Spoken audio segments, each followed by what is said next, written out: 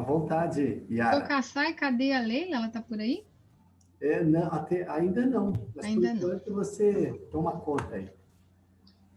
Então, Bem, boa tarde a todos. Mais uma vez estamos aqui reunidos, né? Eu estava pensando, professor Kassai, quando foi a primeira vez que a gente fez uma reunião do NECMA no Congresso USP? Não consigo nem lembrar, acho que foi 2008 ou 2009. por aí. É bom lembrar dos primórdios, né? Do começo de tudo. Eu me lembro que aluna do professor Nelson, aí eu fui para o professor, falei, professor, a gente tem que falar desse assunto de contabilidade socioambiental, a gente tem que abrir uma área de pesquisa. Aí o professor Nelson falou, vai procurar o professor Kassai. E assim tudo começou. Depois disso, o núcleo de estudos foi batizado, né? Tivemos algumas discussões, o núcleo foi batizado e a gente tem tido várias atividades ao longo desse tempo, apesar de todo mundo ser muito ocupado, ter muita coisa, mas eu acredito, tanto o professor Nelson quanto o professor Kassai tornam possível essa amálgama que junta todos nós, né? Depois da criação da temática no Congresso USP, isso tudo realmente vem propiciando aí a gente ter sempre essa possibilidade de discussão, esse espaço para discussão desse tema tão relevante. E, para minha surpresa, né, porque esse assunto de sustentabilidade socioambiental, ele já vem há tanto tempo sendo falado, mas agora ele virou a sensação do momento, tal do ESG, né? Então, virou a sensação. Finalmente, em toda a discussão que se vê hoje, por exemplo, o diretor, o presidente da CVM teve uma palestra à parte da manhã, e aí esse assunto ESG foi trazido também para a discussão, né? A questão dos investidores também estão sempre conversando sobre isso agora. Então, parece que a gente vai ter um espaço que o tema precisa ter, né? Ou pelo menos está se abrindo. Não sei se vai dar tempo, eu não sou muito otimista, não sou uma pessoa tão otimista assim, eu sou mais do grupo do Rob Gray, que pensa nas coisas de maneira mais crítica, mas, de qualquer maneira, é um prazer estar com todos aqui. Nós temos muitas palestrantes, né? Muitos oradores, e temos que conciliar aí nesses 90 minutos. Então, vou ser bem breve. Mais uma vez, agradeço a presença de todos e vou passar a palavra para a professora Leila Márcia, para que ela também dê um oi para nós. Ela também traz novidades, né, professora? Também um doutorado aí recém-concluído, há pouco tempo. A professora Elise também vai falar daqui a pouco, também vai falar das suas experiências. Vamos até ter, se der tempo, né, professor Kassai, teremos aí uma pinceladinha de um TCC interessante também no tema. Então, passo a palavra para a professora Leila e, em seguida, vamos continuar. Obrigada.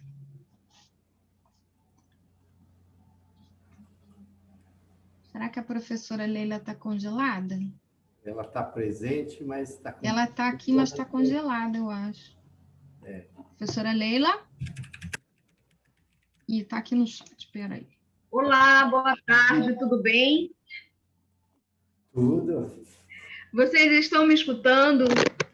Sim. Sim. Sim, então, professor, eu estou com uma oscilação, a internet está saindo, não está conseguindo segurar o canal, então tá caindo toda hora. Eu já tentei 3 vezes a entrada.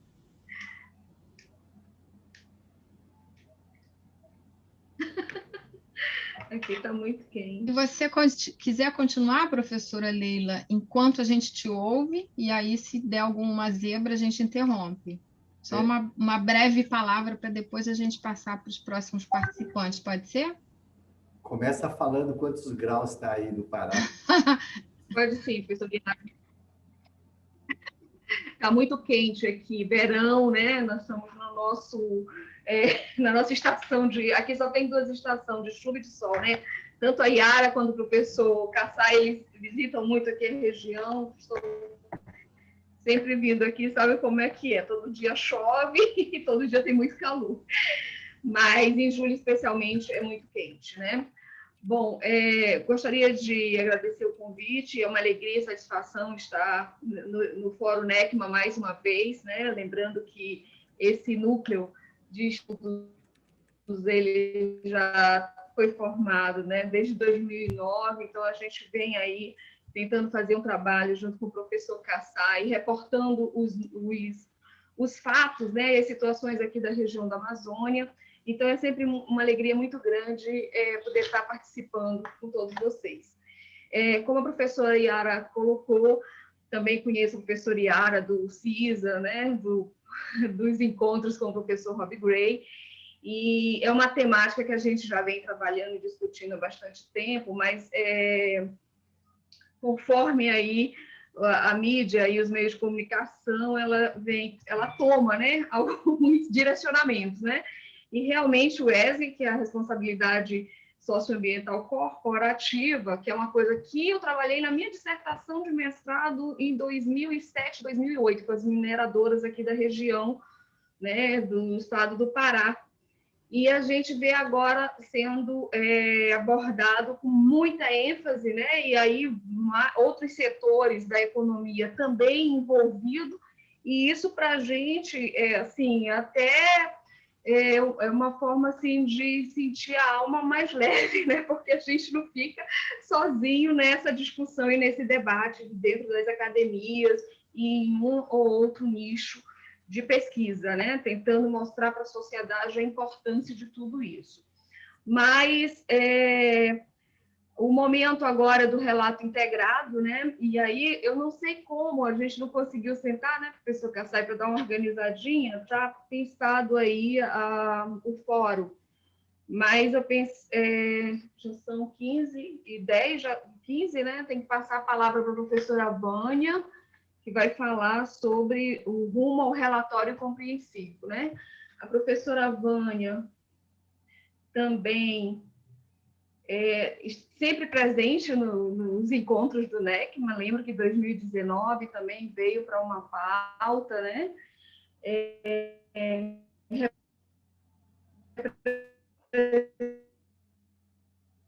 Representando sempre a ala feminina. Professora Leila, sua fala está cortando. A internet. Nessa luta, nessa... Então, devolvo, então, a palavra para a professora Yara e para o professor Kassai para dar continuidade no evento. Obrigada, professora Leila. É uma pena que a gente está com pouco tempo, mas a gente tem que organizar, né, professor, umas lives, uns seminários, webinars aí para a gente tocar nosso trabalho.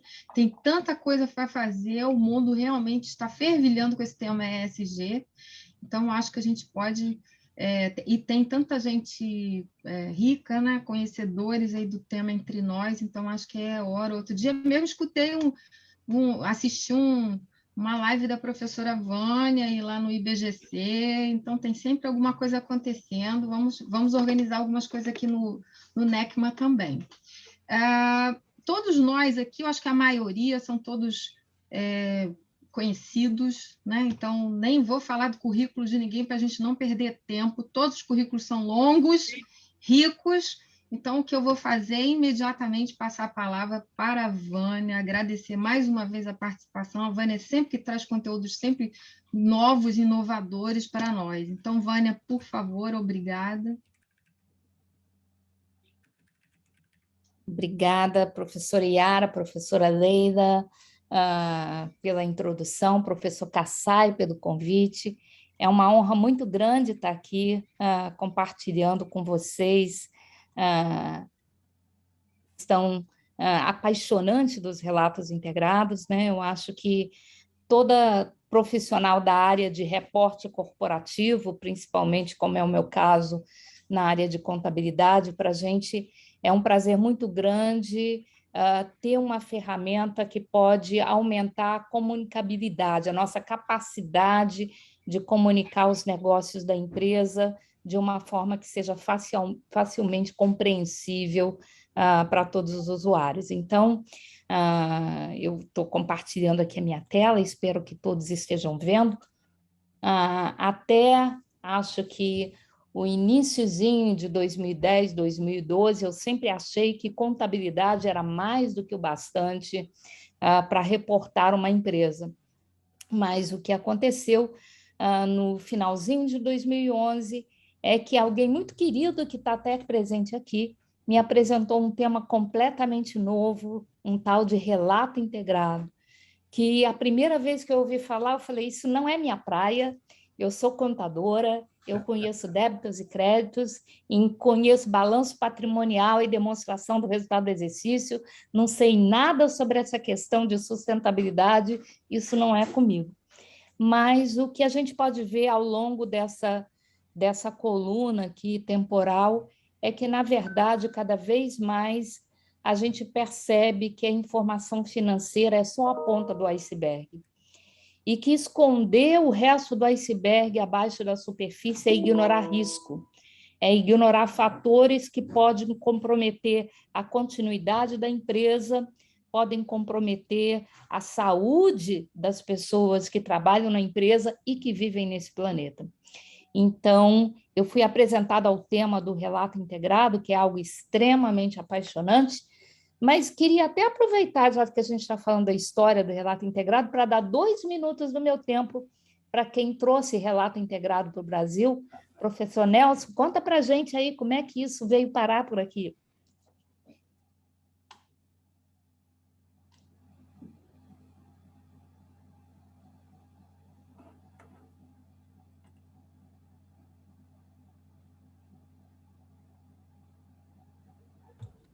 Isso.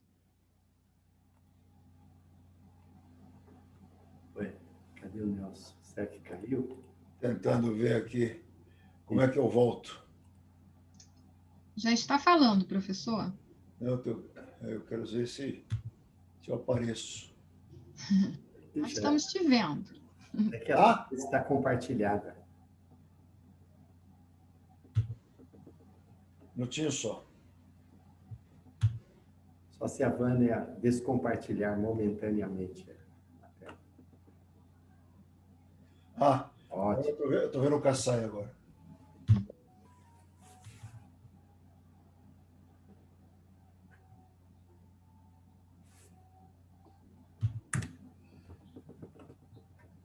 Agora, vocês estão me vendo agora, né?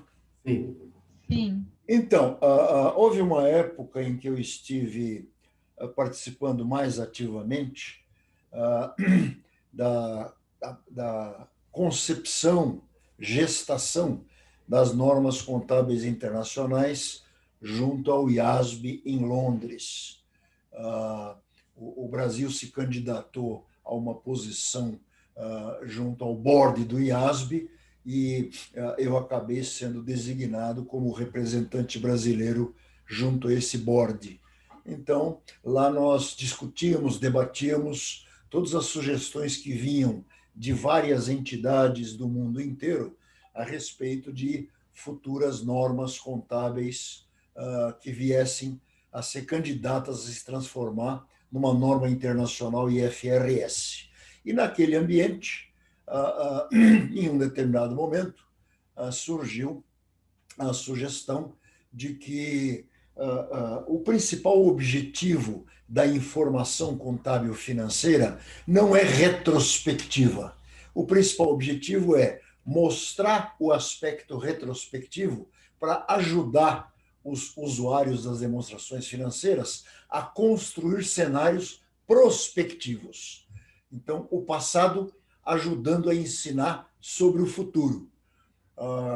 E a partir dessa percepção, alguém, e isso é um processo gradativo, evolutivo, não foi uma coisa que aconteceu em pouco tempo, foi um amadurecimento de bastante tempo, falou, muito bem, então nós nos esmeramos no mundo contábil em oferecer desempenho pretérito para avaliação de expectativa futura com os dados contábeis convencionais, as demonstrações financeiras, ativo, passivo, patrimônio, demonstração de resultado e as demais. Acontece que, embora estes sejam elementos absolutamente vitais e fundamentais para instruir a criação de expectativas futuras, eles são, conquanto mandatórios, insuficientes, porque tem mais coisa que pode interferir na geração e na gestação de expectativa do que os dados que nós estamos oferecendo de ativo, passivo, patrimônio e as demais informações. Então,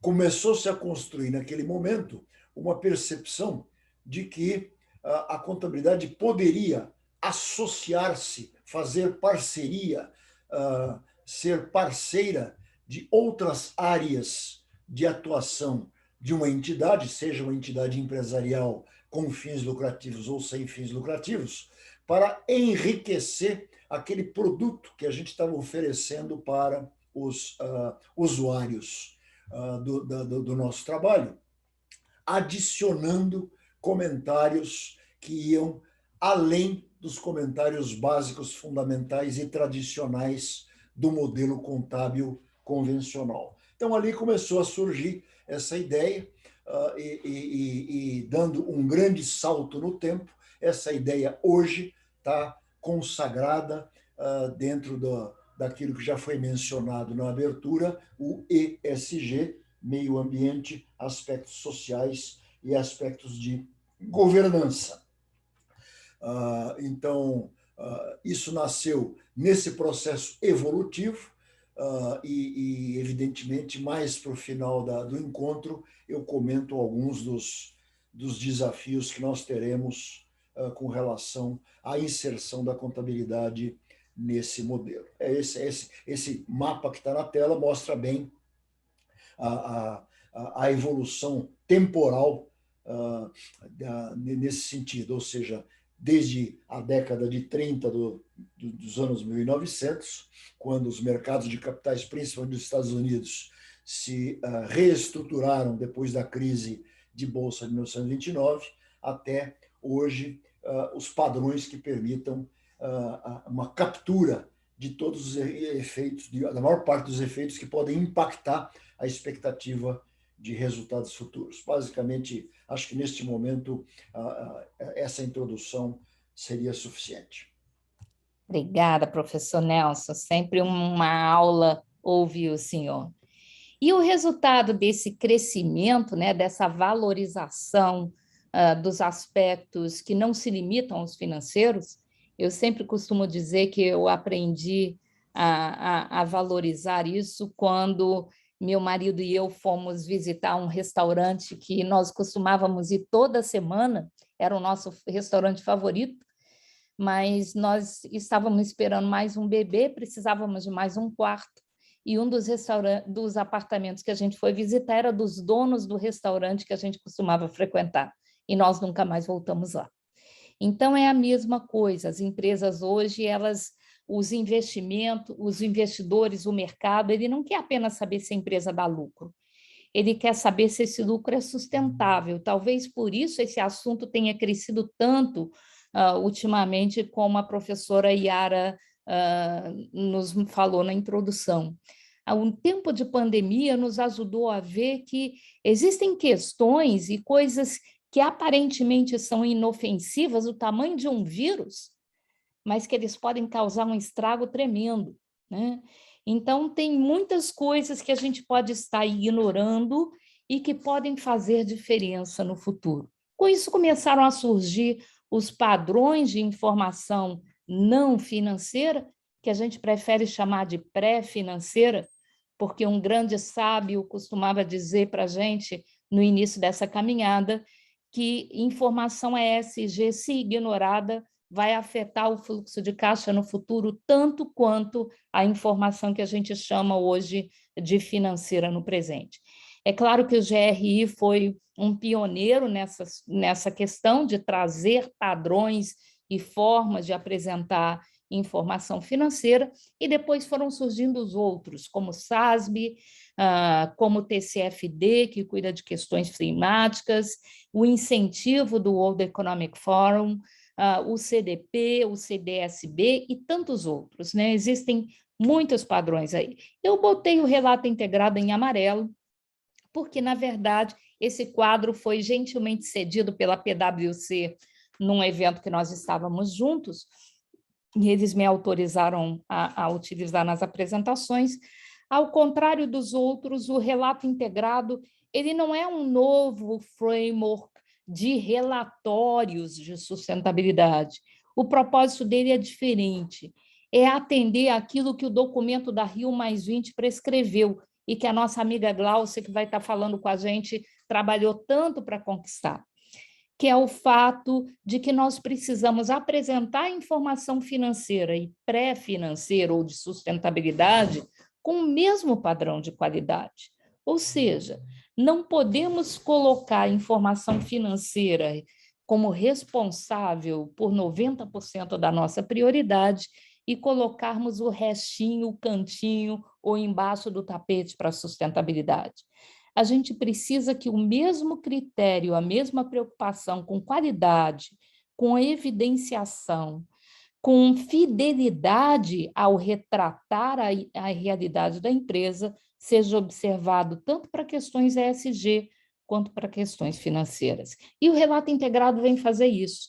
A proposta dele é eliminar esse muro que aparentemente divide o que é financeiro do que não é financeiro. Para o relato integrado, tanto faz que padrão você está usando para o financeiro. Se você está usando o IFRS, se você está usando o US GAAP, se você usa a norma do Banco Central, ou a norma da ANEEL, ou que não faz diferença. Da mesma forma, não faz diferença o que você está usando para o lado pré-financeiro ou de sustentabilidade. Se você está usando o GRI, se você está usando o SASB, se você está usando o CDP, para ele não faz diferença. Ele confia que ou o seu regulador vai prescrever qual padrão utilizar, ou você vai ter o bom senso de escolher aquele padrão que melhor retrate a sua realidade, o seu modelo de negócio. O que o relato quer fazer é fazer o financeiro falar com o não financeiro. E deixa eu tomar conta do relógio aqui para não atrapalhar o tempo dos meus colegas. Então, o relato integrado, ele não é mais um relatório. Ele, na verdade, ele se preocupa em alterar o processo de reportar. Ele se preocupa em trabalhar a forma como a informação é adquirida. O relatório é consequência natural. Se você melhorar o processo, você vai estar melhorando a qualidade e a transparência. Então, ele quer ser o teto embaixo do qual você abriga tanto a sua informação financeira quanto a não financeira, cruzando uma com a outra, podendo evidenciar uma com a outra e evitando o que o professor Nelson costumava dizer das inconsistências de relatório. Se a empresa diz que ela é um pai para os seus funcionários, a provisão para perda trabalhista não pode ser astronômica. Se ela é tão sustentável assim que ela planta uma árvore todo dia, a provisão para perda ambiental tem que comprovar isso.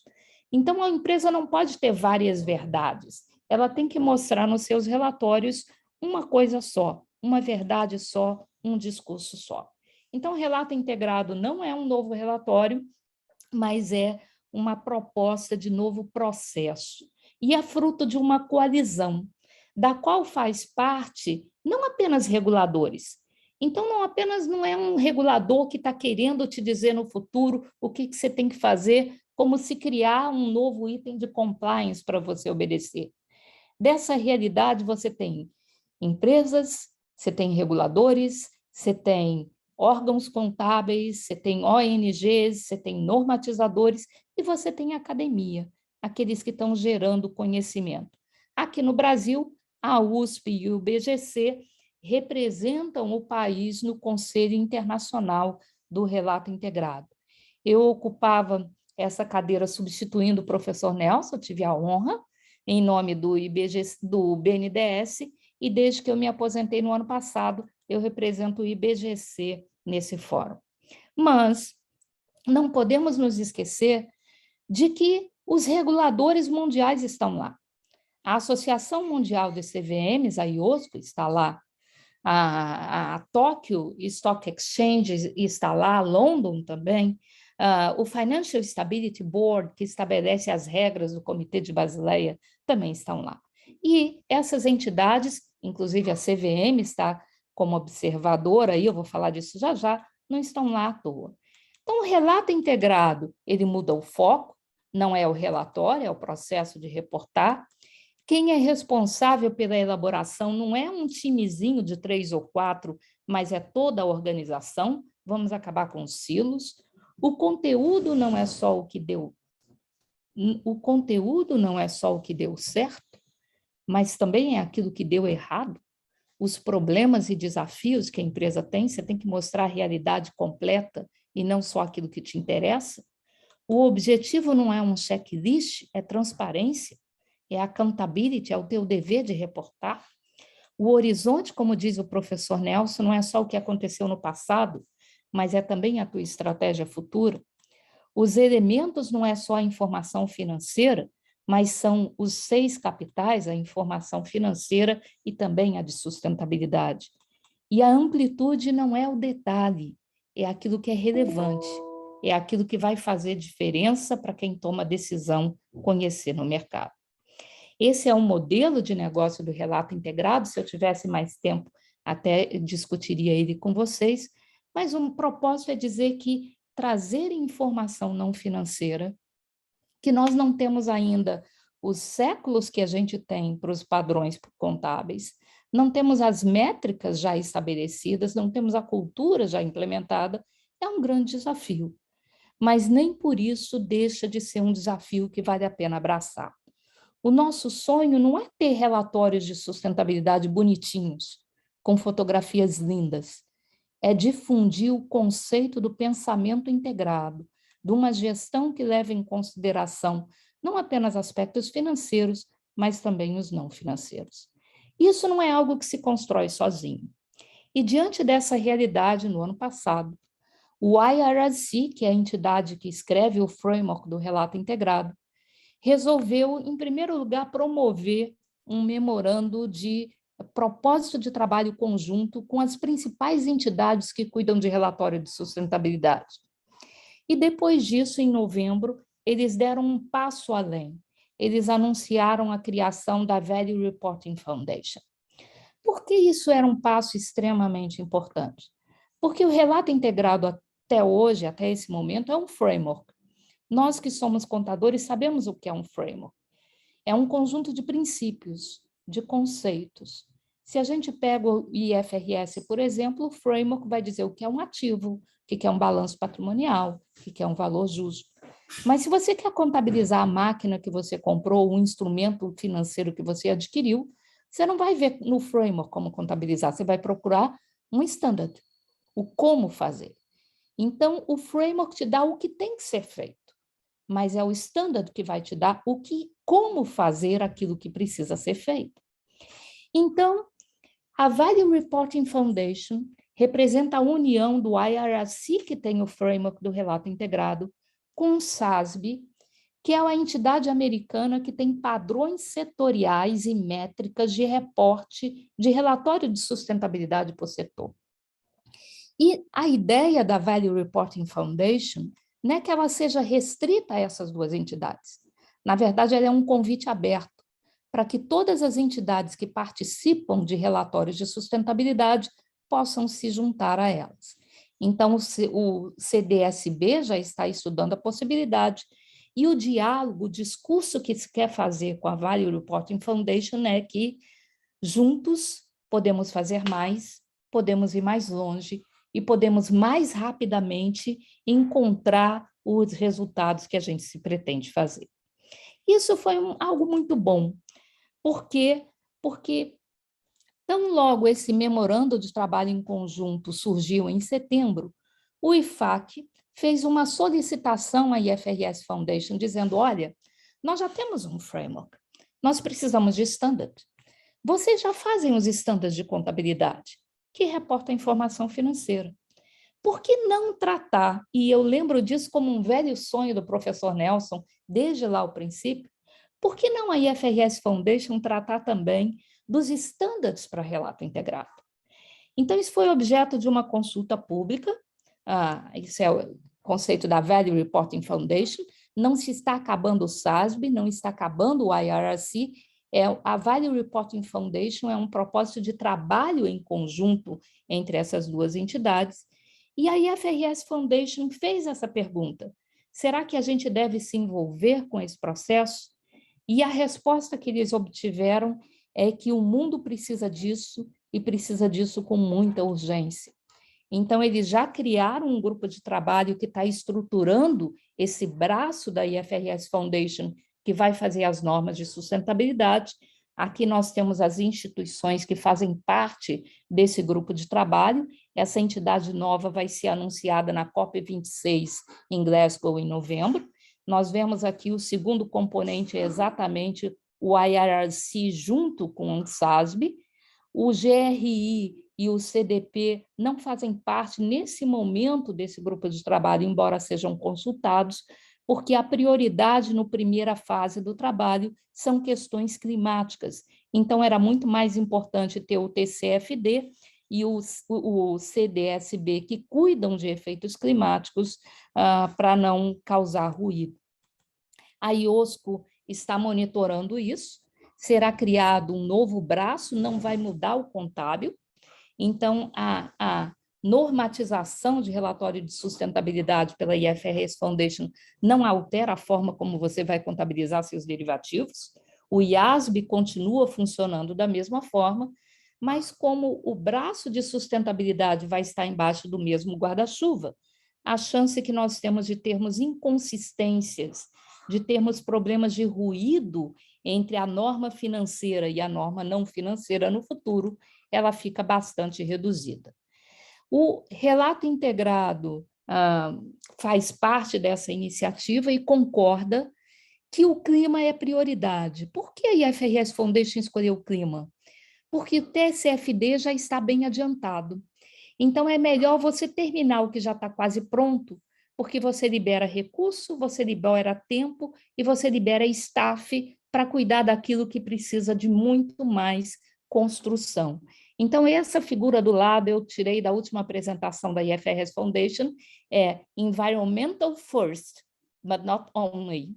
Ou seja, o social e a governança não estão fora do programa de trabalho, eles simplesmente estão cedendo a prioridade que os efeitos climáticos merecem. Com isso, nós temos muita probabilidade do sonho meu e o pesadelo do professor Nelson se tornar realidade. Relato integrado tem que ser mandatório ou vai continuar a ser voluntário? Com a IFRS Foundation normatizando, a tendência é que ele se torne mandatório e num período muito curto de tempo, porque a IOSCO está por trás desse incentivo, eles já têm credibilidade para fazerem normas contábeis, então é claro que um regulador muito mais facilmente vai aceitar um standard feito pela IFRS Foundation do que por um outro entidade qualquer. E isso se demonstra nos pronunciamentos das principais entidades do mundo, como a IOSCO e como o próprio G7. Começamos com o clima, o Parlamento Europeu incentiva isso, dizendo que não precisamos regulamentar relatório de sustentabilidade. A CVM já deu um passo nesse sentido, recepcionando a OCPC 09, que não torna relato integrado mandatório, mas diz que se uma entidade for elaborar relatos integrados, deve usar o framework do relato integrado como base, e isso é um caminho para que a gente consiga um outro passo, que é a auditoria, a asseguração desses reportes, que vão emprestar, então, credibilidade o suficiente para que isso se torne instrumento de decisão. É claro que juntos podemos fazer isso de forma muito mais concreta, precisamos melhorar a educação, embutir conceitos éticos e inovação, não ter medo de errar, e a tecnologia tem um papel extremamente importante aí, porque você está trazendo informação narrativa para os relatórios. Se você não tiver rastreabilidade disso, fica mais complicado assegurar depois. E, principalmente, e aí a minha gratidão ao professor Kassai e ao NECMA, precisamos estimular pesquisas acadêmicas nessa área, porque a gente acredita que relato integrado é bom, e a gente precisa de pesquisas que nos ajudem a provar isso. Desculpem ter ultrapassado o meu tempo, mas sou muito grata à oportunidade de compartilhar minhas ideias com vocês nessa tarde. Vânia, muito obrigada, como sempre, aprendendo coisas e trazendo novidades para nós.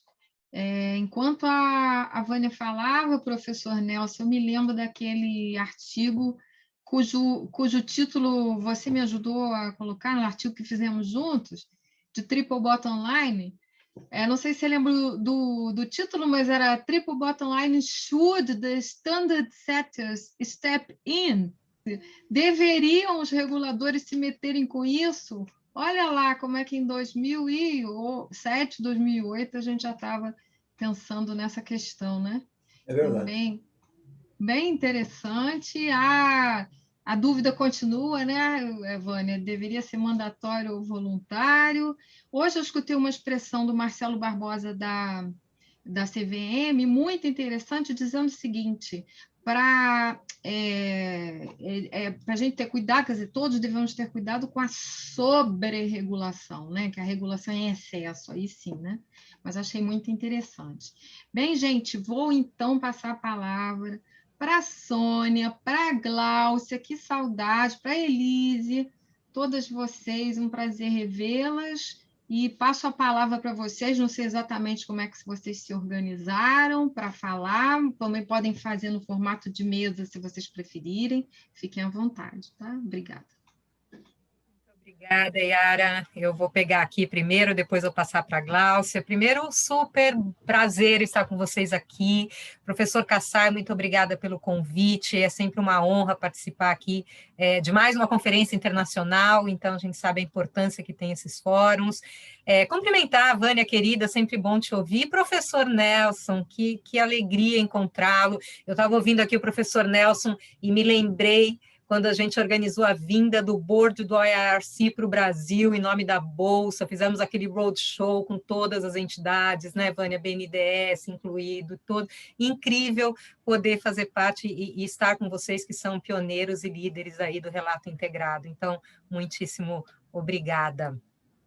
Muito bom, eu estou aqui hoje, né, Sônia Consiglio Favaretto, eu sou chair do Conselho Consultivo da GRI Brasil, é em nome dela hoje que eu falo, obrigada por abrir novamente um espaço para a GRI poder continuar colaborando e a gente somando os esforços, né, nessa jornada, que é disso que a Vânia falou o tempo todo, e a missão do Conselho Consultivo da GRI no Brasil é apoiar estrategicamente a operação da GRI, né? Uma das principais missões, funções, a Gláucia, que é aí a comandante, a diretora executiva da GRI no Brasil, vai falar isso em detalhes, mas a gente trabalha muito para melhorar a qualidade da informação ESG que é publicada, né? A gente avançou já muito na questão de publicar essas informações, que já foi, né, um desafio que vencemos há alguns anos, e estamos, e seguiremos ainda, claro, por um bom tempo, e é natural que assim o seja, pela qualidade dessas informações. E aí, na verdade, que tipo de qualidade, né? Qualidade sempre é um pouco subjetivo,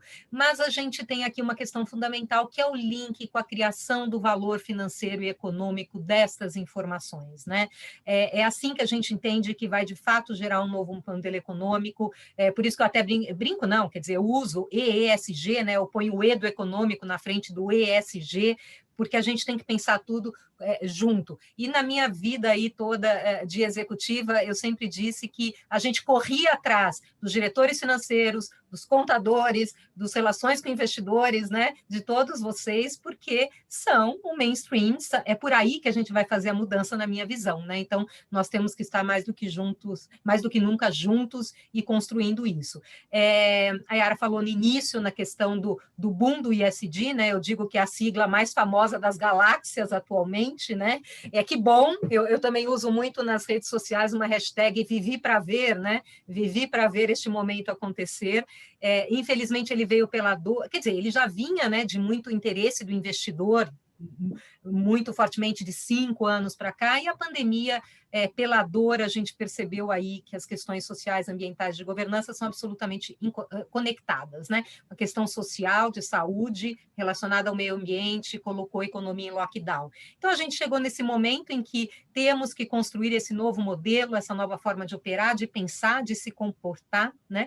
Ontem saiu um artigo meu no Valor Econômico em que eu disse que não dá mais para deixar para os netos e netas resolverem o problema do aquecimento global e todos os outros, né? Não dá. Se alguém pensou assim em algum momento, chegou a hora de rever o conceito. E aí eu vou terminar, na verdade, só queria realmente agradecer em nome do Conselho Consultivo da GRI Brasil. Eu queria terminar com uma frase que eu tenho usado muito, do Vitor Hugo, que ele diz que nada é mais poderoso do que uma ideia cujo tempo chegou, né? E eu não tenho a mais vaga dúvida de que o tempo da sustentabilidade do ISD, melhor ainda, o tempo de um novo modelo chegou. Então, muito obrigada novamente pelo convite. Vou passar para a Gláucia e a gente continua aqui nesse ótimo evento. Muito obrigada.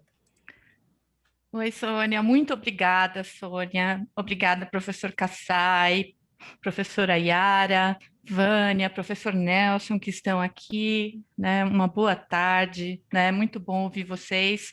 Sônia, um agradecimento em público por todo esse trabalho de orientação que você tem dado para a GRI aqui no Brasil por meio do Conselho Consultivo. Muito obrigada. Obrigada, Elise, pela presença. Você é a estrela da nossa sessão aqui, né? A sessão que a gente falou, bom, GRI, né, e relato integrado, eu acho que assim, o que mais que precisa é evidência de que funciona, né? Então, esse trabalho que você desenvolveu, ele vai nessa linha, e a gente também está nesse esforço, né? Lógico que a gente tem, né, como a Vânia falou, uma foto maior de tudo, e realmente, eu acho que em todo esse cenário, né, a mensagem que eu quero deixar aqui é que a GRI apoia em 1000% todo esse movimento do IFRS, da criação do Value Foundation, né? E a GRI continua, né, no seu objetivo, que sempre foi, aliás, estamos até revisando, né? Nós vamos lançar agora as normas universais revisadas, em que a gente reforça, né, a nossa perspectiva de vários stakeholders, né? E também a perspectiva de assim, quando a gente pensa, né, eu sempre falo, quando eu estou explicando para as empresas, qual é a pergunta das iniciativas, né? Então, quando a GRI entra numa empresa, né, ou se a empresa quer utilizar a metodologia GRI, a pergunta que a metodologia faz é, empresa, qual é o seu impacto, tanto positivo quanto negativo, né? Você trabalha já com elas? Você pode ser transparente em relação a elas? Né? E aí eu falo assim, olha, o relato integrado, ele trouxe um pragmatismo para essa discussão do relato, porque primeiro que eu acho que é por responsabilidade o seu relatório deve ser integrado, porque o dinheiro que você está operando é do investidor. Se é do investidor, você tem que prestar conta, você não pode simplesmente dizer que você implementou um trabalho de gestão integrada, de sustentabilidade, e não contar de que maneira que aquilo está impactando na criação de valor financeiro ou econômico, na verdade, né? Então, acho que é uma questão de responsabilidade, né? E aí eu falo, olha, o relato integrado é nessa pergunta, eu acho que principal, né? E a pergunta do SASB é: quais são os itens materiais, então, do ponto de vista de impacto na criação de valor financeiro e valor econômico? E aí o SASB fez o exercício para 77 setores e definiu, né, temas, né, claro, uma referência, né, para a gente utilizar no processo, porque a GRI ela é uma metodologia que fala assim, empresa, entenda qual é o seu impacto e faça a sua materialidade. E aí a gente veio com um exercício do SASB facilitando esse caminho. É claro que a gente tem que fazer uma adaptação, né? Materialidade não é preto no branco, né? Então, materialidade ele difere de empresa para empresa até dentro de um mesmo país, né? Porque a inclusão racial tem uma perspectiva em Salvador e outra perspectiva em Curitiba, por exemplo, né? Então, assim, são questões, né, que agora acho que a gente está chegando no nível de maturidade, né, desse aprendizado que está sendo muito interessante. Eu estou muito contente com a atração que esse assunto está ganhando, né? E aí, assim, eu queria só, né, no geral, o que está acontecendo, né? A GRI como eu disse, está revisando as normas universais para reforçar a questão do impacto e trazendo mais a questão dos direitos humanos, né, para dentro das normas universais, né. A GRI também começou nesse processo de ESG ir para o mainstreaming, está apoiando o EFRAG lá na União Europeia, no processo de criação de relatos ESG ou formatação. E o que está batendo bastante lá é a questão da dupla materialidade. Não é um aspecto que eu gosto de falar, porque já deixa todo mundo confuso, mas a ideia é entender o que é impacto da empresa e o que é impacto na empresa, né? Então, eu acho que são aspectos que o EFRAG, né, está trazendo, e também reforçando o uso das metas baseadas na ciência, né, que eu acho que é uma questão bastante importante e pragmática, acho que tem que ser desse jeito, né? Aqui no Brasil, a gente vem trabalhando, né, junto com o Conselho Consultivo, né, e com a orientação desse conselho maravilhoso que se formou, no sentido de dar significância para esse processo ESG nas empresas, né? Então, a gente não quer que a empresa faça ESG por fazer, porque isso é tempo, né, é recurso, né? Mesmo que você não contrate ninguém, você gasta horas de trabalho e é tempo e custo. Então, assim, acho que tudo isso tem uma conta ali na contabilidade, né? Então, a gente vem trabalhando nesse sentido,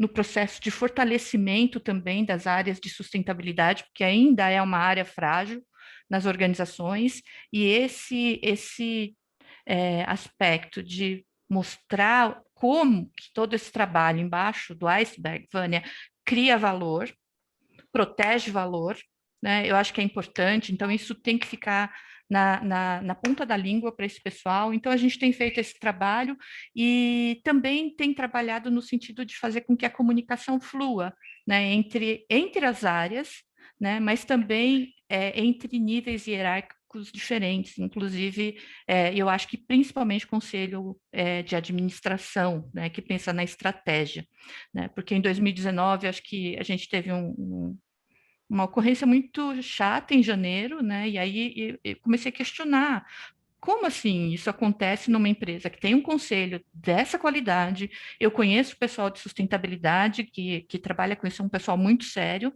né? E aí eu fiz uma pesquisa com conselheiros e com áreas de sustentabilidade, e a gente viu que não havia uma comunicação, e que onde tinha uma boa comunicação, tinha uma boa performance, um bom desempenho nas empresas, né, para esse assunto. Inclusive, uma das pesquisadas, por exemplo, agora fez aí a emissão de Sustainability Linked Bonds, né, para captar recursos, com bastante sucesso. Então, e a diferença nessas empresas era a presença de um comitê de assessoramento formal do conselho de administração, né, que ajudasse o conselho de administração para esse assunto, né? Então, acho que a gente viu isso, a gente entendeu que isso era um ponto-chave, e aí a gente isso foi em 2019, em 2020 a gente continuou trabalhando com isso e a gente criou um manual chamado Guia para Comitês de Sustentabilidade, né, com o objetivo de fazer com que o assunto ganhe significado dentro da empresa, ganhe importância, né? Então, nesse esforço que a gente tem ido, né, acho que a GRI, embora, né, estivesse aqui antes, eu acho que ela se valeu muito da presença do relato integrado, porque trouxe esse pragmatismo para a discussão. A gente está falando de negócios, a gente está falando de empresas, então não tem como falar de outro jeito, né? A gente tem que falar de criação de valor. Mas, por outro lado, eu também tenho que agradecer, em nome da GRI, as instituições que estavam aqui. Por exemplo, o IBASE já estava aqui tratando desse assunto, né? E que remonta toda uma discussão da Rio 92, a Eco 92, o acidente da Exxon Valdez, enfim, nessa mesma esteira nasceu o Instituto Ethos, criaram os indicadores Ethos, o IBASE criou o modelo de relato deles, né? Mas tinham outras instituições que, quando eu olho para o cenário e vejo como que a GRI está ganhando, né, e está conseguindo ganhar essa importância, esse significado, né, além do relato integrado, eu também tenho que agradecer o pessoal da Fundação Nacional da Qualidade, ao pessoal da B3 com o ISE, sabe? Eu acho que o ISE, ele teve assim, um papel fundamental no fortalecimento dessa discussão, né? O ethos, o IBGC, porque o S e o E não são nada se não tiver o G,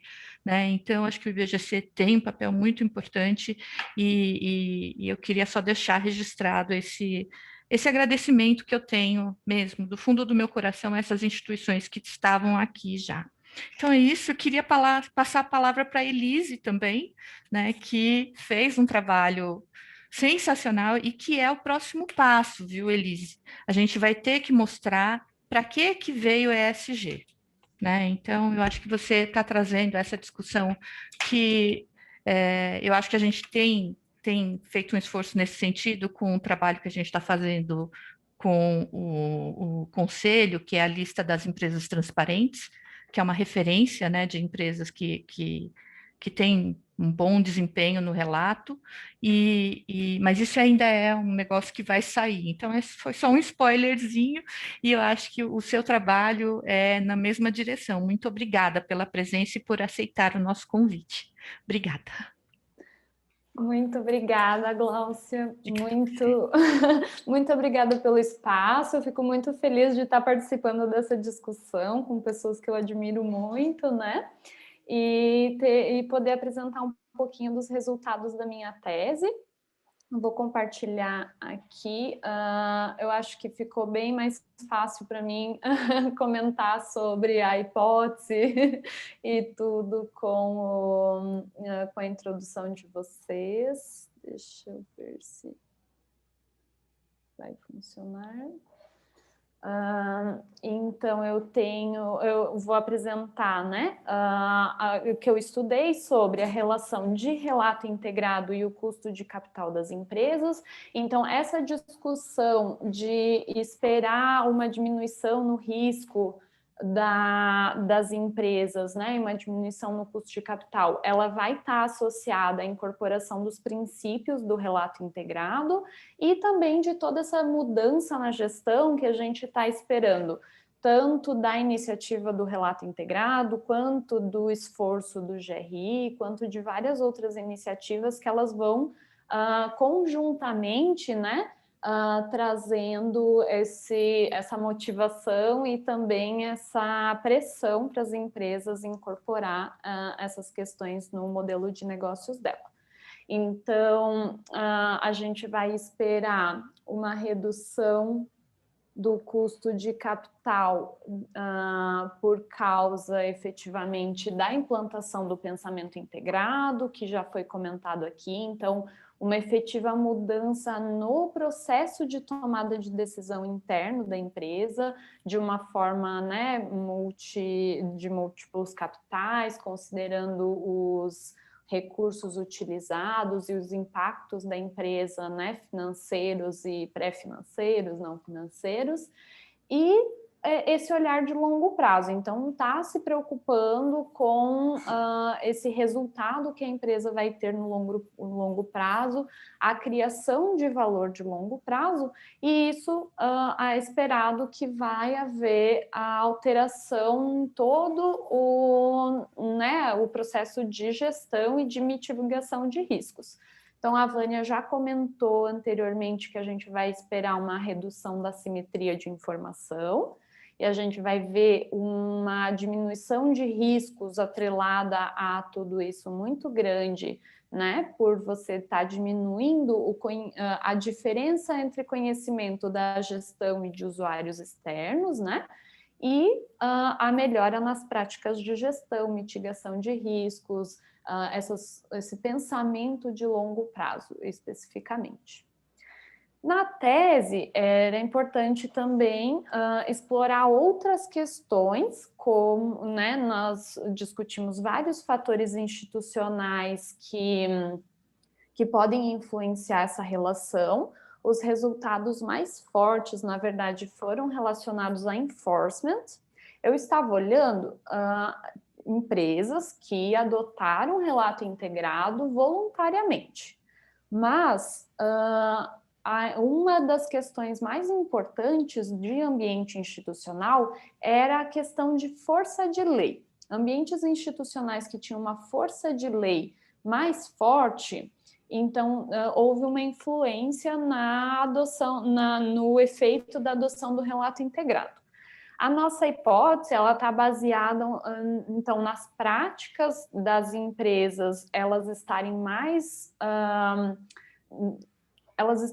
propensas a implementar de uma forma efetiva em países onde o ambiente institucional é assim, e também que a existência de mecanismos de punição na ocorrência de alguma informação inadequada, também serem mais ativos, né, nesses ambientes. Então, por isso que a gente estava olhando nessa perspectiva.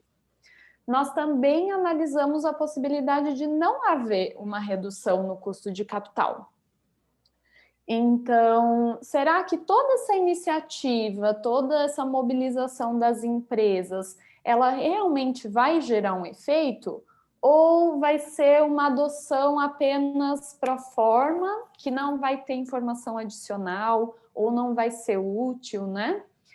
Ou se houver a adoção do relatório, vai lá, contrata uma consultoria, eles fazem um relatório maravilhoso, né? Mais um relatório, e não haja uma mudança no processo de tomada de decisão. E uma outra alternativa de não haver essa redução de risco seria a complexidade das informações. Como a gente está trazendo, né, teve autores que mencionaram que apresentar todas essas informações que precisa de um conhecimento, né, interdisciplinar, você está mostrando questões muito complexas, né, no mesmo espaço, mostrando as interdependências entre os capitais, entre os impactos. Então, talvez tornasse isso tão complexo que não fosse percebido, né, a redução de risco. Então, a gente explorou, né, essa questão de pesquisa dessas relações, e aí, para fazer isso, eu utilizei um modelo baseado no DIF-INDIF, que é efetivamente tentar isolar o efeito como se fosse um experimento natural. Então, eu vou ter um grupo de empresas que adotam essas iniciativas, né? Mas se eu olhar ao que aconteceu com essa empresa que adota essa iniciativa antes e depois da adoção, eu corro o risco de ter alguma característica na mudança do tempo que ocorreu com aquelas empresas e que não necessariamente são de relato integrado. Aí, se eu olhar as empresas que adotam relato integrado em comparação com outro grupo de empresas que não adotam, eu tenho o risco de ter alguma característica específica daquelas empresas que adotam relato integrado ou do outro grupo que vão justificar essa alteração no custo de capital, que não necessariamente é o relato integrado. Então, eu fiz a comparação dos dois. As empresas que adotam, né, com um grupo de controle muito parecido com elas, e também a comparação antes e depois da adoção, para tentar eliminar outros efeitos e tentar ver especificamente o impacto da adoção de relato integrado no custo de capital. Então, foram usados vários controles de empresa, controles de país e de setor para tentar efetivamente isolar o efeito da adoção. Eu usei como medida de custo de capital o CAPM, e aí eu fui construir, então, a minha amostra. Eu peguei um grupo de empresas, né, o grupo de empresas que estavam lá na base de dados do IRC, então, 223 empresas que eu consegui as informações que eu precisava para os testes eram especificamente do IRC. Mas como eu sabia que existiam empresas brasileiras que adotavam relato integrado e não estavam naquela base, então eu busquei outras alternativas também para ter uma amostra mais completa e mais robusta de como estão as práticas no mundo, né? O GRI, então, eles têm uma base de dados de sustentabilidade que eles me concederam, né, para executar a pesquisa, e lá eles também classificam as empresas de GRI que apresentam as informações integradas. Exclusivamente nessa base foram mais 420 empresas identificadas, e eu fiquei com uma amostra de 643 empresas internacionais que estavam adotando até 2017. Então, são empresas, na sua grande maioria, que adotam GRI, né? E, então, eu passei para o passo de achar aquelas empresas para eu comparar, né? O meu grupo de controle do meu experimento. Então, eu busquei informações de 287 mil observações na base para fazer um teste chamado Propensity Score Matching e achar empresas que fossem parecidas em questão de setor, tamanho e alavancagem.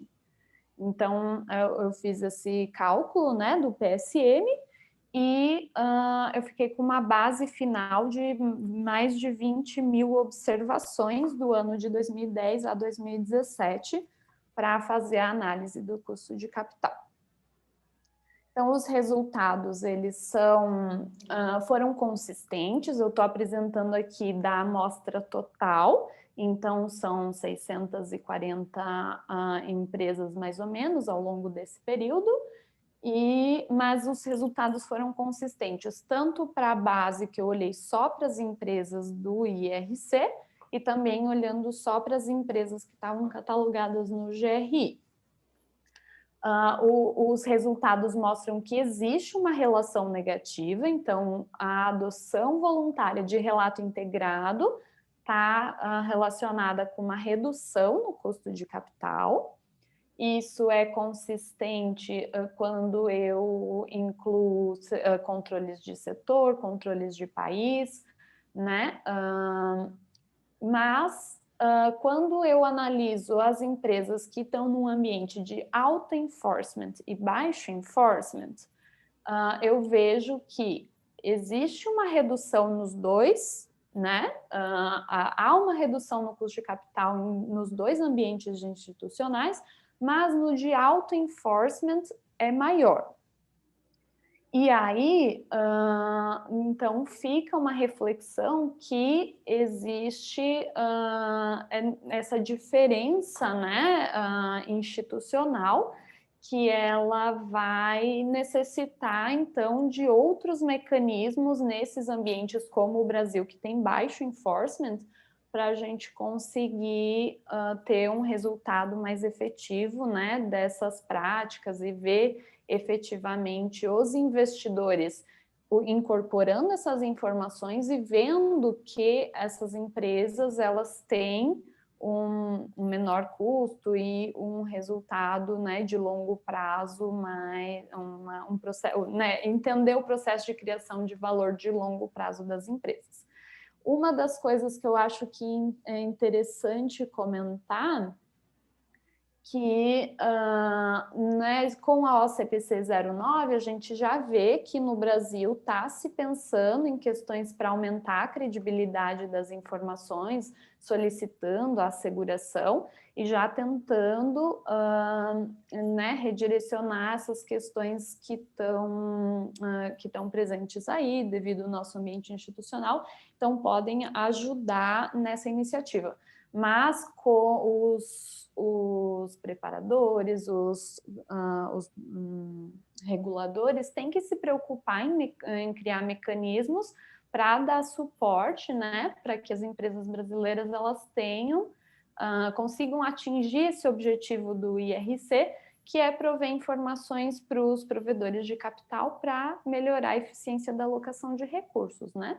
Então, com certeza, né, a asseguração faz parte disso, é um passo, mas é necessário pensar em outras estratégias para que a gente tenha mais benefício econômico, que é o potencial que a gente vê nos países com alto enforcement. Eu tentei fazer uma apresentação breve, mas eu vou ficar à disposição também. Elise, muito obrigada. Realmente você fez um milagre, porque é muita coisa para se falar e bem complexo para se falar num período de tempo tão curto, mas eu digo a todos que estão assistindo também que procurem a professora Elise para ela passar mais informações, para ela passar o link da tese dela, né? Para a gente ficar mais a par do que fez. Eu fiquei pensando, enquanto você fazia a sua apresentação, fiquei aqui pensando que uma pesquisa que está faltando, não sei se estão fazendo ou se já soltaram recentemente, seria o determinantes da adoção do relatório integrado, relato integrado, né? Porque a gente já está vendo agora que tem alguns benefícios, mas o que será que tem ajudado as empresas a adotarem, e as empresas que não adotaram ainda, qual seria a cenourinha, qual seria aquele fator que seria o determinante para finalmente essas empresas alcançarem ou aderirem ao modelo relato integrado. Super interessante. A Gláucia estava trazendo novidades aqui para nós no chat, falando que a China também já está aí com as informações ESG como obrigatórias. Enfim, tem muita coisa acontecendo, como falamos desde o início.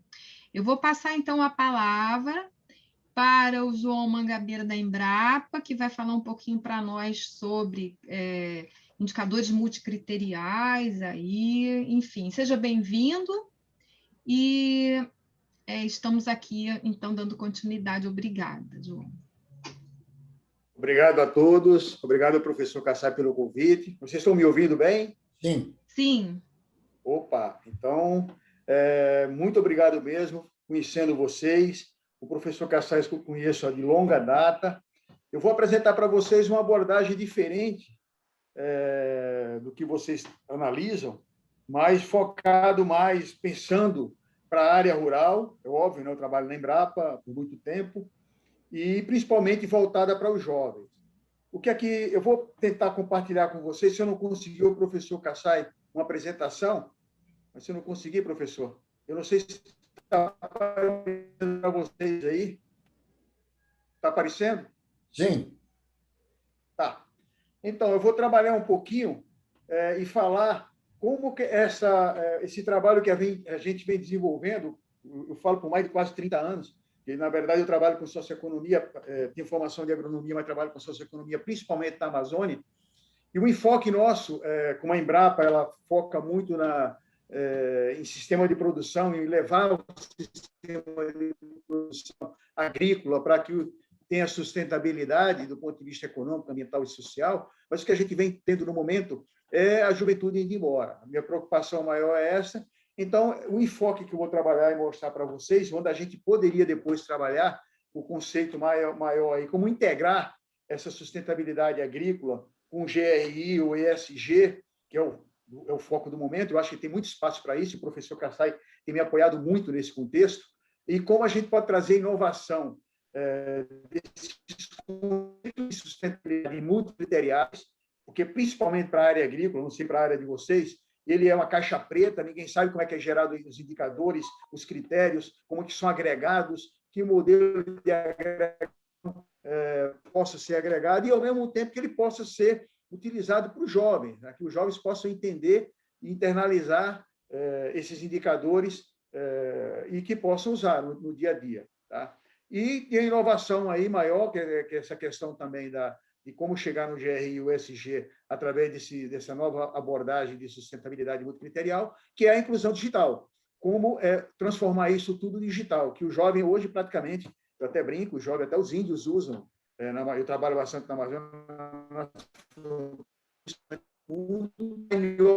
eles trabalham com gel. Né? O gel, com usar um celular, já é gel, tem uma localização. E como usar esse ferramental para que eles possam, no primeiro momento, a priori, conseguir realizar uma análise, um diagnóstico da sua sustentabilidade multicriterial, tá? Que eu vou apresentar rápido, se o tempo der, porque vai estar muito curto.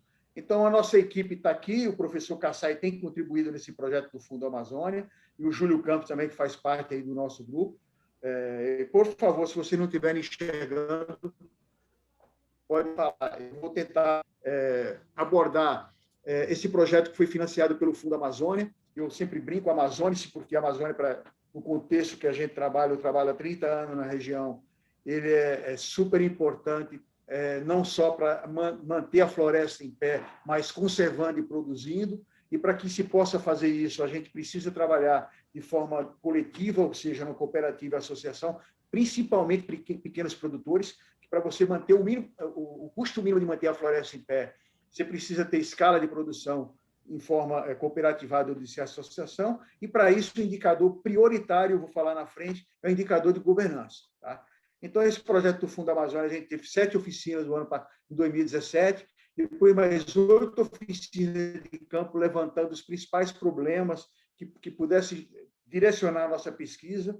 Eu, voltando mais para a área socioeconômica, fizemos 4 testes de campo e usamos um modelo de critérios e indicadores, a geração desses critérios e indicadores nessas oficinas, usando o método de painel, técnica de painel, construtivista participativo, junto com o público-alvo, com os alunos, professores, técnicos, pesquisadores. O professor Kassai participou no início lá na Embrapa com a gente, para a gente mostrar um pouquinho como é que a gente ia trabalhar nesse projeto do Fundo Amazônia. E lá na técnica de painel, a gente fazia uma defesa de alguns indicadores que a gente achava chave, usando um método dialético aí de Tésio, e eles levavam para o grupo, se reunia e, através da ANTIS, aceitava ou não esses indicadores, e depois a gente fazia uma síntese desses indicadores. Tá, ok? Eu vou passar rapidinho, mas o que é que mais a gente tem detectado? O que é que diagnosticou bastante para a gente nessas oficinas? É a juventude, êxodo rural, a inexistência e monitoramento de sensoriamento remoto em tempo real, imagens de satélite, drones. Hoje, para quem trabalha com na verdade, quem trabalha com títulos verdes, segunda opinião, isso é fundamental, principalmente quem trabalha com crédito de carbono. Tá? Eu acredito muito que o sistema de acreditação de carbono possa ser muito ser viável através do sensoriamento remoto, e não visibilidade, transparência e rastreabilidade das ações e políticas públicas que estão sendo feitas no campo. Tá? Com isso, eu vou tentar, não sei se o tempo vai dar, mas mostrar todo o método, mas o que na verdade a gente fez? A gente fez uma síntese de critérios e indicadores, eu vou apresentar para vocês. O método ele tem que hierarquizar esses critérios e indicadores. Por que hierarquizar esses critérios e indicadores é importante? E como hierarquizar e gerar peso? No geral, a maioria, principalmente para a área agrícola, a questão da geração de peso, ele é mais feito para a academia, mas ele não capta o sentido do peso e a hierarquia desses indicadores com o público-alvo. Mostrar um pouquinho o método, como é que a gente fez isso, né? Tentou simplificar esse método para uma linguagem mais simples, e aí é tentar transformar, esse projeto é tentar transformar o critério de sustentabilidade ou multicriteriais de uma forma complexa para mais simples. Como foi feito esse cálculo multicritério e alguns exemplos do questionário geodigital que vai ter feito, que a gente elaborou. Bom, primeiro critério foi o critério de governança. Por que um critério de governança? Nós tínhamos na Embrapa por muito tempo, mais de 15, 20 anos, que a gente vem analisando projetos nossos, puramente por critério ambiental, critério social, critério agronômico, critério econômico, e alguns projetos nossos faliram. Mesmo eles tendo um critério econômico muito bom, critério agronômico produzindo de forma adequada, com boa produtividade, um critério social muito bom, eles também trabalhando com os filhos, tá? E critério ambiental também adequado, era orgânico, agroecológico, preservando o meio ambiente, mas eles quebraram. E por que quebraram? Então, a gente está entrando agora, e agora que a gente está querendo, nos aproximando aí do NECMA, com o professor Kassai, para gerar alguns indicadores de GR e USG, através do grupo de governança, para analisar esses processos e melhorar nossos índices de sustentabilidade. Bom, e aí a gente começou sintetizamos aqueles 5 critérios e depois sintetizamos os indicadores de desempenho. Tá? Então, o indicador de desempenho de governança, nesse processo, ele foi o primeiro indicador de organização social. Eu não vou entrar em detalhes ponto a ponto, senão a gente não vai ter tempo, mas é um indicador principalmente de organização social. Se eles participam ou não de organização social, principalmente de forma de associação cooperativa, é primordial para gerar escala e conseguir colocar o produto no mercado com melhor qualidade. O exercício de liberdade de expressão é primordial isso. Se ele não tem, se ele não consegue se expressar na associação, na comunidade ou na cooperativa, ele não consegue mudar e consegue trabalhar a gestão tanto da sua propriedade como a gestão da cooperativa. A cooperação, confiança ou convivência dentro da comunidade. Tá?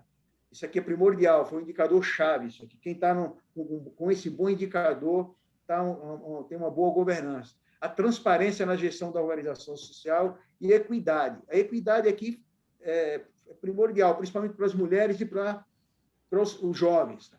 Porque se não tem distribuição dos benefícios, tanto da unidade de produção individual ou coletiva na cooperativa ou associação, a tendência da juventude é ir embora. Tá? Ao mesmo tempo, eu vou passar bem rápido ambiental, a disponibilidade de água para o consumo, diversidade de espécies cultivadas pelo agricultor, isso é muito importante na Amazônia, não vou entrar em detalhe porque a gente não tem tempo, o cumprimento da legislação ambiental, a destinação dos resíduos sólidos domésticos, proteção do sistema de cultivo, passagem por espécies exóticas nativas e percepção da biodiversidade faunística. Cada ponto desse é uma tese praticamente de mestrado e doutorado individualmente, né? Mas coletivamente agregado, ele gera um indicador importante para analisar o desempenho da sustentabilidade. Tá? Ao mesmo a parte de saúde, indicador social, é acesso ao sistema de saúde, educacional, infraestrutura, sucessão, a continuidade das atividades, a percepção dos filhos continuarem e o acesso aos meios de comunicação. Os econômicos, bom, aí é um outro problema, né? É um mundo à parte. O mundo rural, principalmente o mundo rural na Amazônia ou na Amazônia como um todo, ninguém faz contabilidade. Tá? Então, e tem só as contabilidades, geralmente, nas cooperativas ou associações por obrigação. Então, como tirar essa informação de forma simplificada, principalmente com o agricultor, o filho do agricultor, de nível médio? Então, a gente gerou indicadores simples, eu posso até mostrar depois, quem tiver interesse, logo, logo vai sair um guia metodológico desse trabalho nosso.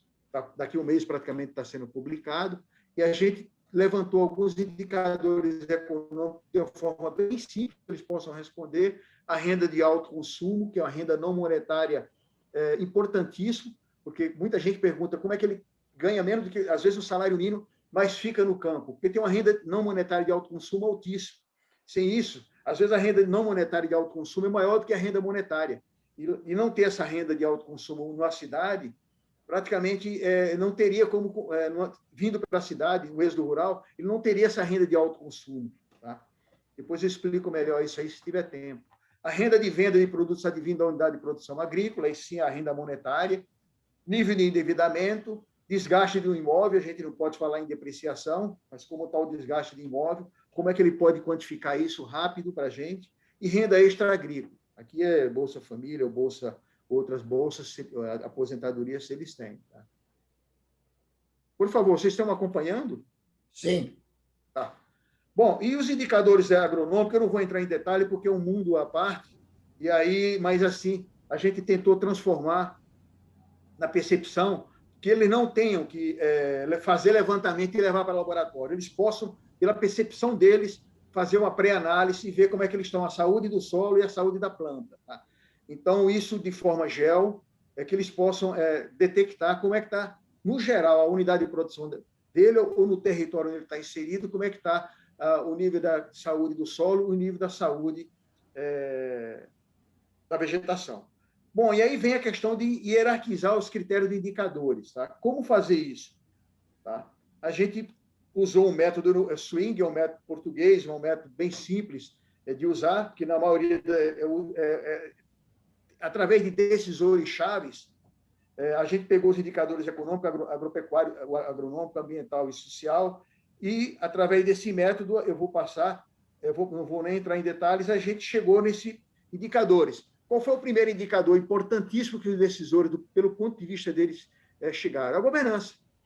Por que governança? Por incrível que pareça, até para a gente na Embrapa, o agronômico foi em 5º lugar e o econômico em 4º. Muita gente pode perguntar, mas eles estão ganhando dinheiro, pode estar sustentável. Não tanto. Na Amazônia, se a governança na escala de produção não estiver adequado, de acordo com o ambiental e o social, não tem o econômico e não tem o agronômico. Isso foi uma surpresa para a gente, tá? Porque a gente imaginava o contrário. Tá? O econômico, o agronômico, o social, o ambiental e a governança. Mas na percepção deles, isso aqui é mais importante.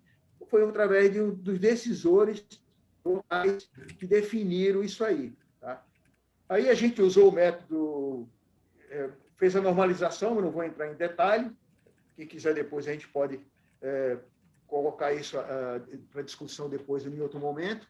Mas, na verdade, o que é o índice multicritério de sustentabilidade? É o indicador de desempenho de governança vezes o peso. Indicador de desempenho ambiental vezes o peso, indicador de desempenho social vezes o peso, indicador de desempenho econômico vezes o peso e agronômico vezes o peso. E aí a gente gera escala.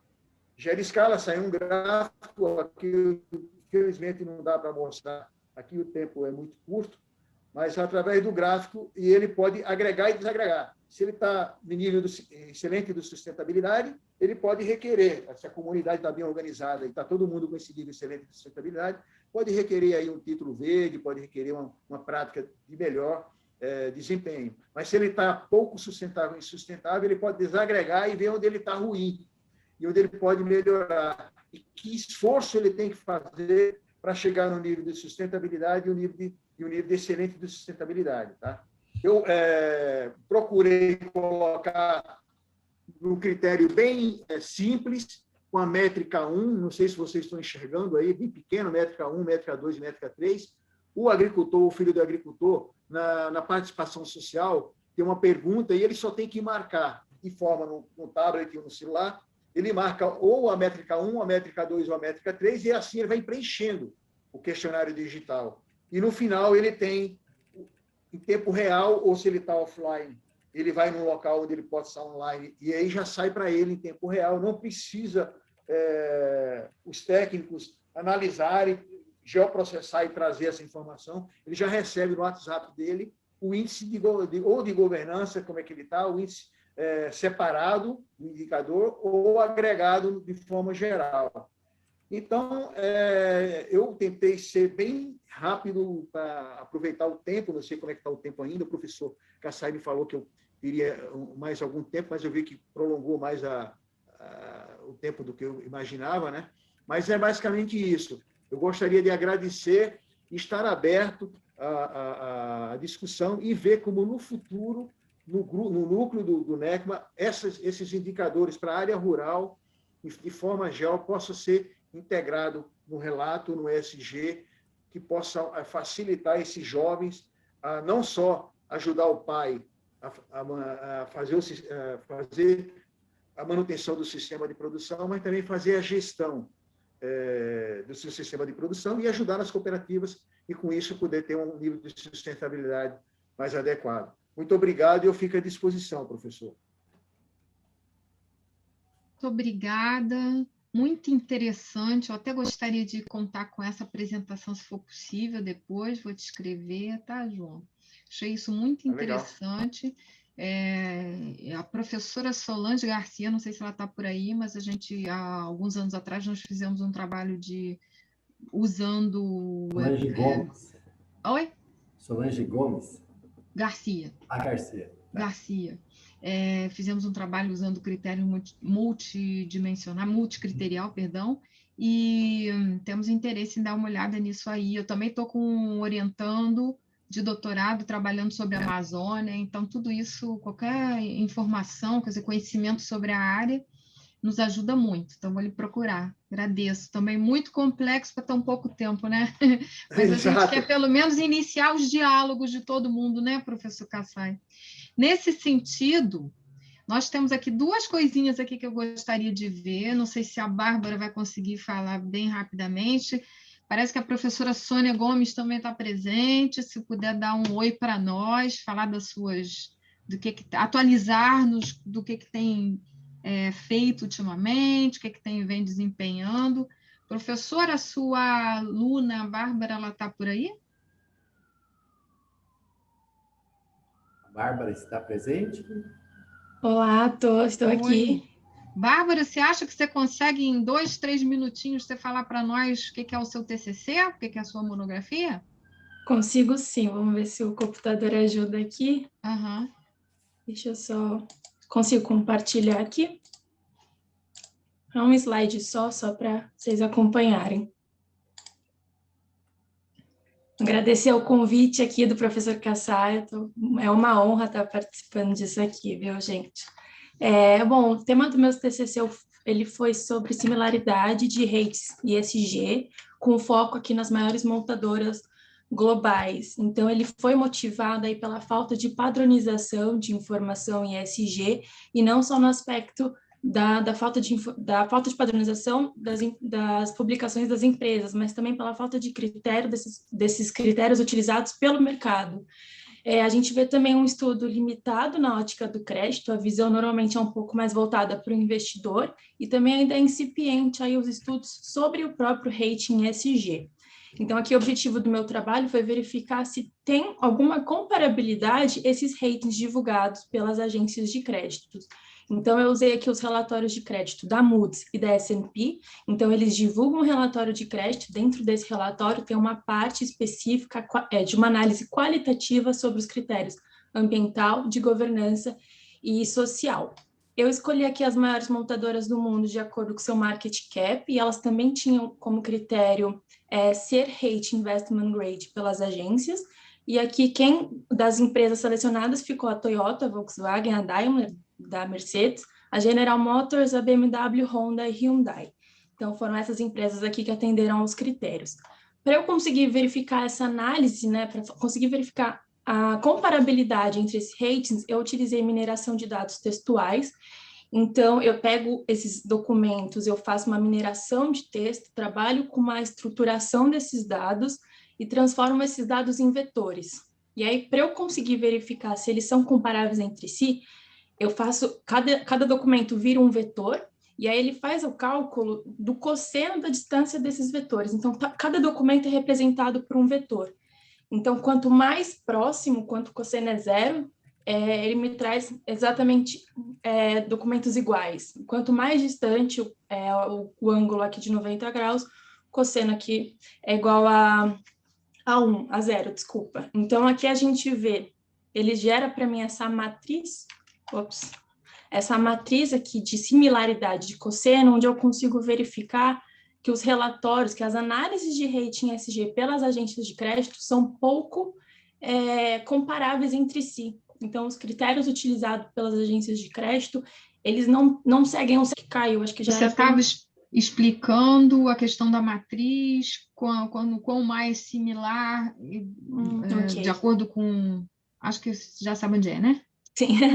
Então, aqui a matriz similaridade de cosseno, ela mostra quanto é similar aqui os documentos. Então, mostra se eles são comparáveis entre si, quanto mais próximo do 1 ele for. Então, a gente vê que, na verdade, essa matriz, ela tem muitas cores escuras, e as cores escuras mostram baixa similaridade, mostram números aqui abaixo de 0,5. Então, esse estudo ele acaba corroborando, mostrando essa falta ainda de comparabilidade, de padronização das informações ESG, até pelas agências de crédito. Então, dentro dos próprios relatórios da Moody's, se a gente vê aqui, por exemplo, a Honda e a BMW, a similaridade é 0,2. Então, mesmo dentro dos relatórios da própria agência, ainda não tem uma similaridade, não é comparável entre si os ratings em ESG. Então, é mais ou menos esse o trabalho, tentei resumir aqui brevemente, acho que é isso. Obrigada, Bárbara, super interessante, hein? Altíssimo nível, parabéns, viu? Muito interessante. Obrigada. Pena que a gente tem pouco tempo para ouvir todos vocês, né? Deixa eu ver se a professora Sônia está por aqui. Sônia Gomes, Bahia. Ela teve que entrar em outra sala. Então, Acho que ela não vai conseguir falar para nós, né, professor? Não, mas A gente, ela deu os a, parabéns e disse que esse é um momento histórico na contabilidade ambiental. que ótimo. A gente ainda tem alguns minutos, eu acho que seria bom a gente usar esse espaço para impressões, né? Para a gente discutir um pouco de que foi falado hoje. Todos fizemos apresentações rápidas por causa do tempo, mas sempre podemos nos falar, né? Fora do vídeo e nos procurar, nos falar e trocar ideias, sabendo o que cada um está fazendo. Mas acho que seria bom a gente falar um pouco, também o professor Nelson também pode voltar a nos falar, que prometeu uma fala no final, né? Eu vou fazer uma fala rápida, num sentido de provocação positiva. Então, nós temos uma excelente notícia e não temos nenhuma péssima notícia, porém, desafios. A excelente notícia foi tudo que nós ouvimos hoje. Essa caminhada que hoje já está bem avançada em relação ao momento em que esse assunto aterrizou aqui no Brasil. Então, a gente está vendo várias iniciativas, a gente está vendo progresso, a gente está vendo medidas que foram implementadas, estão algumas maduras, outras em processo de maturação, e essa é a boa notícia. O desafio, qual é o conjunto de desafios, não o conjunto, mas quais são alguns dos desafios que a gente pode perceber? Primeiro, é cada vez mais importante que a gente consiga unir os diversos protagonistas. Nós temos analistas de mercado de capitais preocupados com o ESG, nós temos companhias abertas preocupadas com ESG, nós temos reguladores preocupados com ESG, nós temos investidores preocupados com ESG, nós temos educadores preocupados com ESG, e existe um certo risco compreensível e natural que saiam iniciativas que não sejam harmonizadas entre si. Para isso, eu lembro que as normas contábeis tradicionais, tais como nós as conhecemos hoje, elas nasceram de uma crise em 1929. Então, imaginando que nós estamos chegando perto de 2029, nós estamos há 100 anos tentando aperfeiçoar e construir um conjunto robusto de normas contábeis. Não vou me atrever a dizer que vamos levar 100 anos para ter normas de standards de ESG, mas com certeza é muito ambicioso esperar tê-los num curto prazo. Então, esse é um desafio.